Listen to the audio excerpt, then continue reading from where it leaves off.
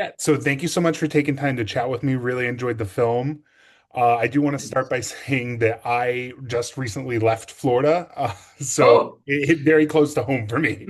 where were you? So I grew up in Winter Haven, Oh which yeah, is like Central Florida, and then I went to school in Orlando, and then I moved to Tampa, St. Pete.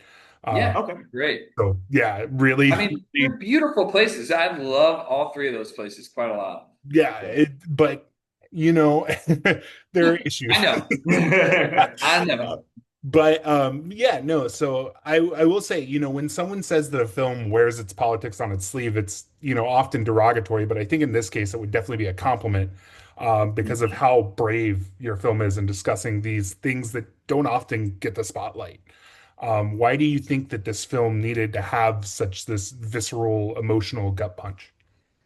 Thank you, man. That is one of the best questions I think we've been asked. I really wanted people to pay attention, and I was like, what is something so absurd and extreme? And what's an extreme way to frame the problems that we're having uh, in terms of like, moving backwards in terms of social progress? How can we call more attention to that in a film? And this is the really insane thing that I came up with. Yeah, absolutely. And as an actor, do you have anything to add in terms of, the visceral, emotional gut punch? I think Todd said it all. Yeah, I think that's what we want to do. We want to, hold that mirror up and show the world, as far as United States, that is, who you are, Ooh, and man. hold no punches. So it's like, yeah, this is how we see you, how most of us see you, and let's do something about it. It's a call to action, So yeah. Yeah, absolutely. And when we're looking at films historically that are about like dystopias, there's often this like over the top investment in like world building, but the School Duel is like very grounded. Why do you think that this was like an important approach to take for this film? I wanted it to feel almost just like very slightly futuristic. So I only highlighted that in a few ways, like with the phone and the Yeah. kind of try to and like the volumetric capture. So sometimes you're seeing like the back of somebody's head through the phone, like little things. Mhm. But I wanted the world to feel antiquated. Like the women are dressed in more conservative clothes. The kids are wearing like kind of scary uniforms that like are like indicative of some things which I won't name. But um I think it's like I think there's a Reddit subthread called like a boring dystopia or something like that. And it's do you know what I mean? You know what that is? It's not meant to be that exciting, in terms of the world. It's meant Yeah. to be going backwards. And that's also why we shot it in black and white. Yeah, absolutely. And that kind of, segues into what I was talking about. Obviously like the black and white cinematography, it looks stunning. But it also has like this impact to it, in one way, obviously it makes it like the gore isn't Yeah. as graphic necessarily, but it still has that impact. You're still watching everything happen. So could you talk a bit more about like this decision to shoot the film in black and white? Yeah, I mean, we wanted the future to look more like the past. That's the first thing. And then like dampening the violence was absolutely one of the reasons. It's shot in irreversible black and white and the Alexa monochrome. We spoke with a child psychologist who helped kind of course correct Netflix after 13 Reasons Why, to who got our back in terms of saying yes, this should bake this in Mm. because kids are not going to go flock to see a black and white movie. Kids are not my target demographic. Young adults are, and the kids who grew up having to do active shooter drills are, and I think they'll have a lot in common with this movie, or they'll hopefully spread this movie. But yeah, it is, and then there's a bunch of layers to it. Like the gun issue is not black and white. I don't know. I could go on and on and on. The truth is, when I first imagined this world, I saw it in black and white, and it sounds very like film school, like nerdy, whatever. But that is the truth. I just saw it in black and white. But then there were many reasons to justify it after that. Right. Yeah, absolutely. And you mentioned, the target audience of this is like older young adults. not necessarily children. I think, Yeah, the comparison that gets thrown around a lot for this film is the Hunger Games. yeah, Just because of like the superficial story, and that's something that's aimed at a younger audience. yeah. They kind of, why do you think that aiming this story at like a slightly older audience is where it needs to be?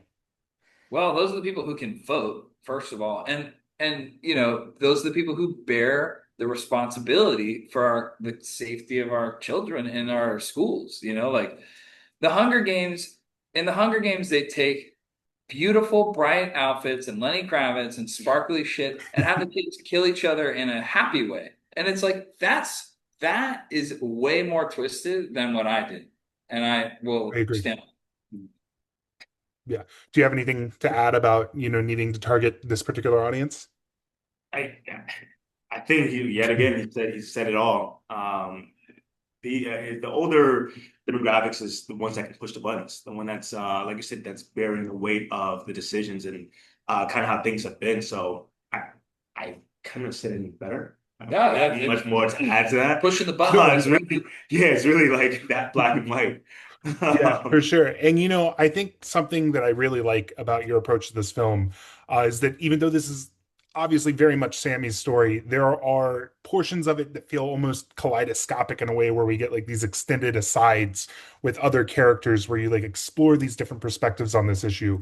Why do you find it interesting to like explore these different viewpoints?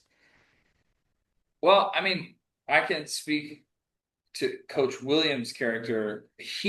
Somebody earlier said he was like the heart of the movie, and that was absolutely the intention.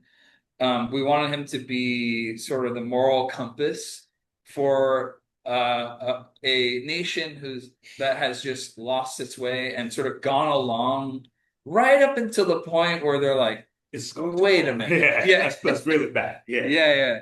So, I don't know.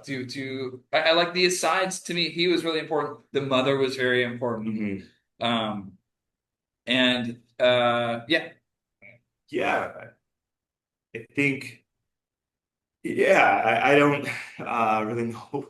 What, you mind repeating the question one more Oh, time? and well, just so you sound about like why we chose to focus on certain asides. I Mhm. also will mention Oscar Nunez's role of Governor Ramiro.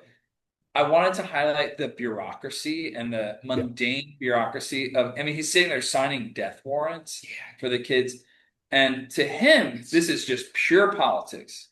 It's like, we don't have enough kids. He's going to Iowa, meaning he's campaigning for president, and I wanted to show how, the pen is Mhm. mightier than the sword in a lot of circumstances in politics. Like you know, whether you use a real pen or an auto pen, like you might sentence people to death Well, without giving two shits. And that's what happens. no. yeah. No, so the question was about like exploring these different perspectives on this issue, how there are like some characters who the film explores that have these different viewpoints, and Oh, Yeah, yeah. stepping into those different viewpoints. What yeah. speak to you about I that? think with Coach, he's on the fence. He's on the Mhm. fence. He has a duty to fulfill. He has the loyalty to his job and the duel and things like that. But at the same time, is he's working. He's the one that's working closely with Sammy as well as these kids. He knows what's going on. He knows that deep down inside, this is not the thing that Sammy should be doing. Um, but again, there's that tension and that him being on the fence of, okay, I have this choice, I have this that's um my duty and my job and what I'm supposed to be doing, but also against my me and my humanity is like, okay, Yeah. I care about this kid. I don't think he should be doing this, but this is the powers that be. Here we are. Let me at least try my best to support you and try my best to get you out of this thing safely.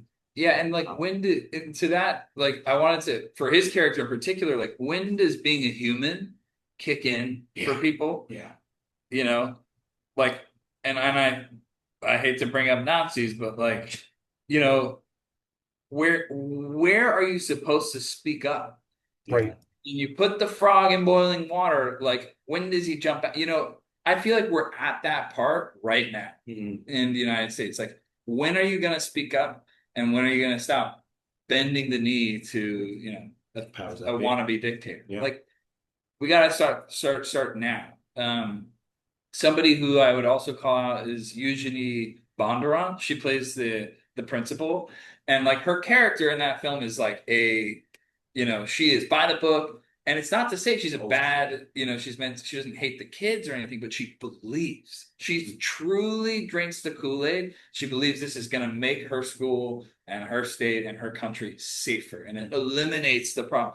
And so, it's crazy to me how people take really absurd things and just get behind them yeah. all the time. Come on. Buy in head first. Yeah. Yeah, I thought that was important. Sammy too. Yeah, Right. for sure. And I think one of my favorite things that you do in this film is the ironic uses of like the patriotic motifs, like the imagery, the music. What was the inspiration behind some of these elements? Uh, there's a movie called The Battle of Algiers, which is like one of my inspirations, and it's I'm working on another movie that's like even more heavily inspired by that. But in The Battle of Algiers, you're rooting for a terrorist, and it's like, what the? How could I be rooting for this guy? And so I think I've always liked to explore indoctrination and how a flag, a song, a prayer, like any of that could make you do something really immoral. Yeah. And it's this paradox that I love to explore. And so, that's what I want to do with that. Yeah, absolutely. And we've talked about this a little bit, but I do want to dive a little deeper into it. And I think, part of what makes this film so effective is that it's willing to go there. Like it is willing to be incredibly brutal at times when you need to see this. Why do you think that this was important for this film? Well, somebody had to do it, and it might as well be a guy from Florida, who I came from a world where, religion and guns and obedience and Jesus, and that was all one thing. And I'm just like, I think even at a very young age, I just didn't understand the associations, and I think they need to be called out. I come from a Christian family. Like, I'm not saying that's not good. That in and of itself is a beautiful thing and can be a great thing. But when you tie that with something else, like, yeah, we all need AR-15s. It's just like, why? Yeah. Yeah, And when you drive around Florida and you see like God, guns, and Trump, like, how does that make any sense? Like, where is the logic in that? It's illogical. Those things don't go together. So I just figured I had to go all the way, man, because like that's just my nature, I guess. yeah. Do you have anything to add? No, I agree. There's no other way to do it besides to go head first into the work and into again just like showing you just how fucked up this pardon me. I'm Yeah. pardon me You're good. first. Just how fucked up this country is. And that there needs to be change. Now, not just another 10 years later and some more mass shootings or school shootings happening. Like, no, like we need this now. So I think again, the film definitely displayed that. It entertained as well as challenged the viewers. And yeah, that's it. Yeah, absolutely. Well, thank you so much again for your time. Really enjoyed the film, and I can't wait to see what you guys do next. And I really hope that this gets out into the world soon because it needs to. Thank you, Sean. But us With too, it. and honestly, your coverage is super meaningful, and it's helping move the needle for this movie. And I hope it gets picked up and gets a great distribution. And I will thank you for that.